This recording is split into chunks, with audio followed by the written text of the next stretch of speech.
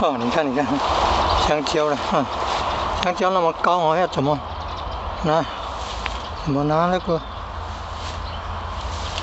哦，要先用那个圆锹戳3、4下，然后就拉过来。本来掉下去可能就在水沟里面呢，要把它拉过来。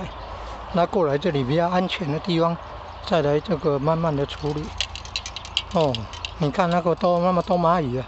以前还看过那个鸟巢嘞，鸟巢还有里面还有蛋呢，不晓得是什么鸟，会不会是那个斑鸠啊？嗯，还有那个蛋会不会被那个蛇吃掉呢？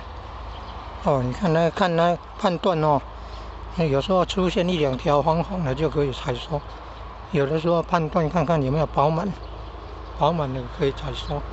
哦，这个比较饱满是有用那个台糖的有机肥填饱，台糖有机肥填饱。